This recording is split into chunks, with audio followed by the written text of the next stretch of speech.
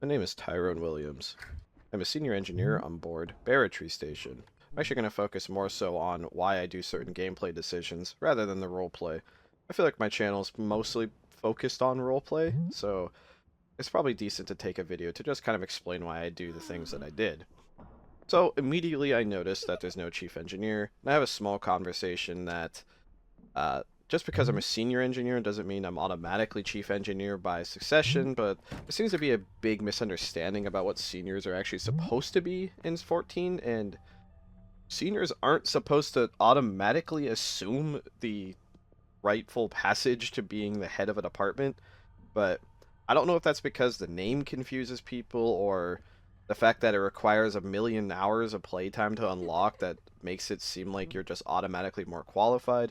I don't know. Either way, I denied wanting to be the chief because I didn't want it.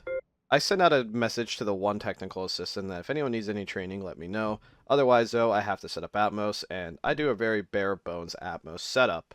I then also realized that no one's probably started the AME, so I very quickly throw that together. Nothing exciting here. Finally, after I set up a very basic Atmos, an Atmos tech shows up.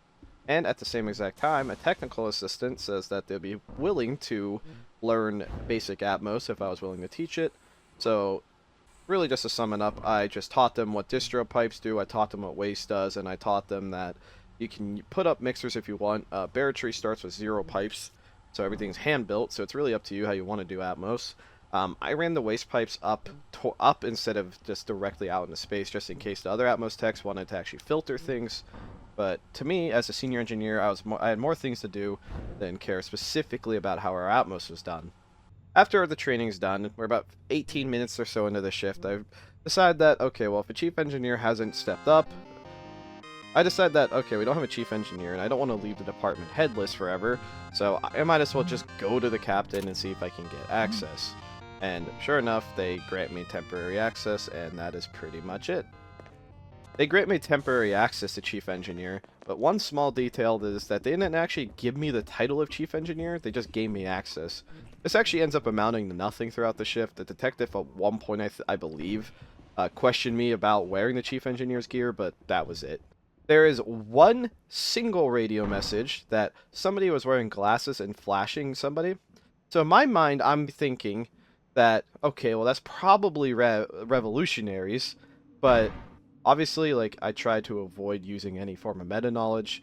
Our game modes are really easy to metagame and, like, accidentally use meta knowledge for. Anyone who plays for more than a few hours total will very quickly start understanding what game mode's what, subconsciously probably changing their playstyles a little bit around it. I think it's really hard to be completely immune to using that type of knowledge, but I still tried my best to avoid revolutionaries and, like, doing anything about it. And honestly, I actually had no idea this was a revolutionary round until the literal end. The second bit of revolutionary news comes to me when somebody tells me that an engineer of ours was planning on killing the quartermaster, and that was kind of weird to me. Also, during this, there was mentions that they were mind shielding science, but call me a bad chief engineer. I never sought out getting mind shields because, to be fair, the captain never told us directly to get mind shields. No one in security informed us that there was a possibility of needing mind shields, so I didn't want to, like, jump the gun and just run over to cargo and get mind shields, but no one who was in a security position was telling me to do so. But that was just my thought of it. Like, I understand it's a little roleplay, and, like, I could have justified it, but me personally, I try to play around a medium roleplay-ish level. It's not necessarily that Space Station 14 lacks the content. I just think that the game just generally plays a lot better if you try to give antagonists more leeway, which arguably ends up kind of being like playing medium roleplay. Staying in your lane automatically gives antagonists more room to breathe because I'm not just going out walking around doing 3 jobs to accidentally see, you know, a revolutionary do something.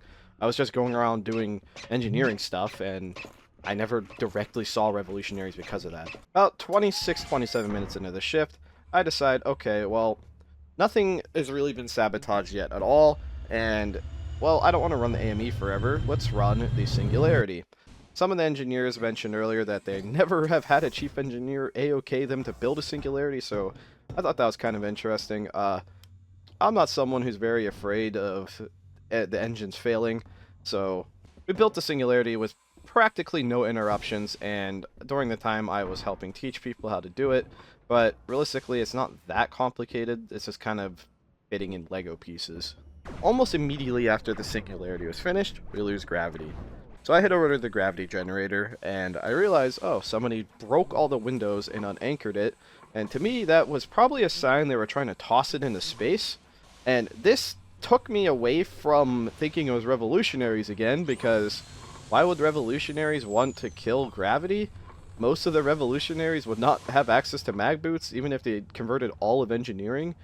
That would still leave majority of the revolutionaries without good movement. But anyways, I anchor the gravity generator back down, and I put walls down where the windows are, and this was never sabotaged again. So I go back to the singularity and make sure that it's running, and indeed it is. I also realized that there's a bunch of engineers just kind of standing around, and Barratree does not feature any form of anti-radiation protection on the windows, so they were definitely getting irradiated, and probably pretty badly, so I was literally having to drag out my engineers by hand so they wouldn't die. I take the time to put up some plasma glass, and here I realize that directional plasma windows don't stop radiation. Don't know if that's fully intended or not, maybe it is.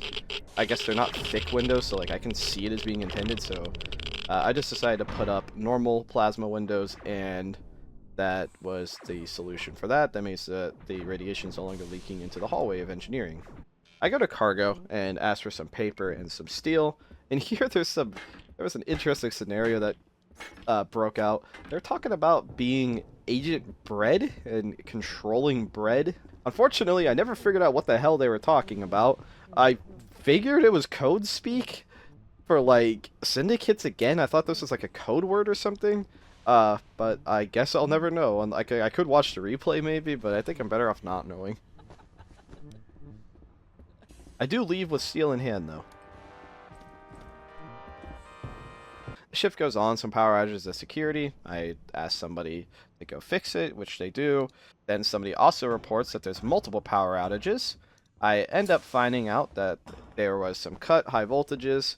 Again, I thought this was another syndicate type of activity, because cutting power is typically more beneficial for syndicates than revolutionaries, but I guess it allows revolutionaries to get into places. Like, I guess cutting power off security is useful no matter what. But then we opened the door, and there was a doctor, and I don't even know, like a chaplain, I'm guessing, that was talking to each other, saying prayers, and I was obviously very sussed out by them, but I just kind of played it off as, okay, well, if they don't know anything about cutting wires, I mean, admittedly, one of them had insulated gloves, so that probably should have been a good sign for me, but I was kind of scared for my life at this point, so I just said, if they aren't cutting wires, it's not my business, and I just left. And yeah, as it turns out later, they were indeed, one of them was actually a head revolutionary. I wasn't a real command member, so they actually could have converted me if they wanted to. About an hour and 10 minutes in, the bridge gets broken into, and it turns out that there was actually a ninja who hacked the console.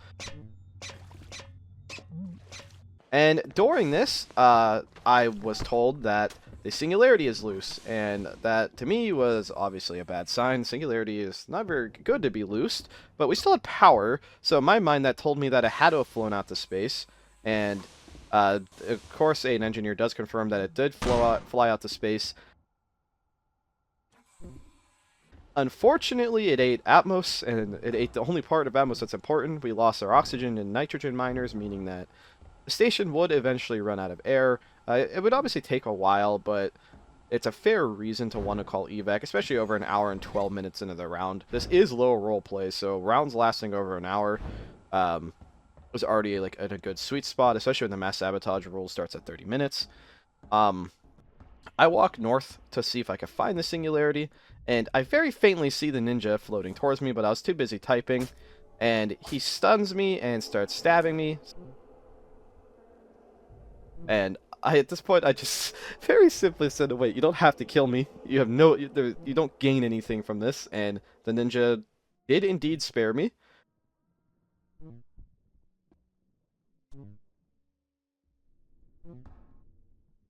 I crawl back into the station, warn my engineers to not go outside. That was the last I personally heard and saw the ninja.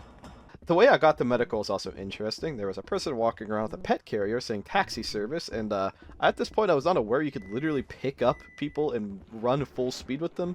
They got me to medical a little bit faster than I would have on my own.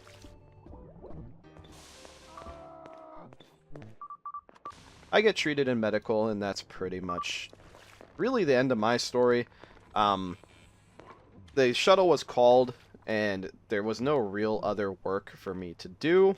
A technical assistant that I taught, Atmos, earlier on in the shift, admitted to me that they were tasked to kill the heads, which, again, I somehow didn't think about how technical assistants can't be in tags, and that I just thought, again, they were a syndicate. I might be the most oblivious space station gamer to exist, especially for somebody with as many hours as I have. I legitimately had no idea it was actually revolutionaries at this point. The shuttle docks. It does not dock at evac, and it said it was west of the station. So I grab my jetpack and I fly out west, and I found a passenger just throwing shit in space to try to catch the shuttle. Fortunately, I fly around looking for it. I never find it. They don't make it, and that is the end of this shift.